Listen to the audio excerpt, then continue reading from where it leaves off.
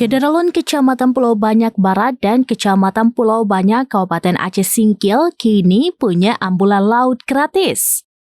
Ambulan berupa speedboat tersebut untuk membawa pasien rujuk dari wilayah Kepulauan Banyak menuju daratan Singkil dengan waktu tempuh sekitar 1 jam.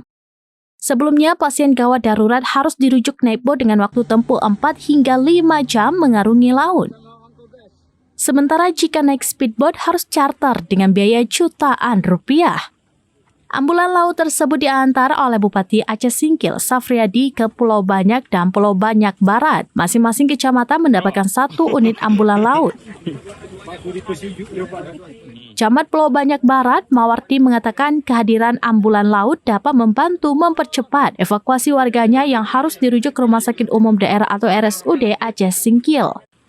Kondisi itu diharapkan dapat meminimalisir resiko yang tidak diinginkan, lantaran pasien dapat segera sampai untuk mendapatkan penanganan. Bersyukur kepada Tuhan ya, pada siang hari ini kami datang ke Kecamatan Pulau Banyak Barat ya, untuk menyerahkan 1 buah ambulan laut ya, untuk bila mana ada sakit ya, pasien di Rumah Sakit Pulau Banyak Barat ini secepatnya langsung dibawa rujukannya ke Singkil ya, ke Rumah Sakit Umum kita.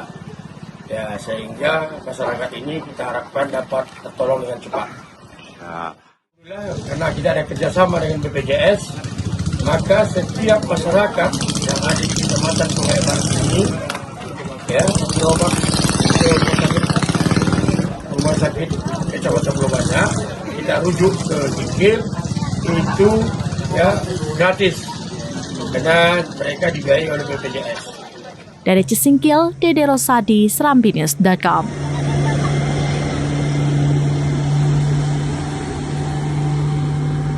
Download Tribun X sekarang, menghadirkan lokal menjadi Indonesia.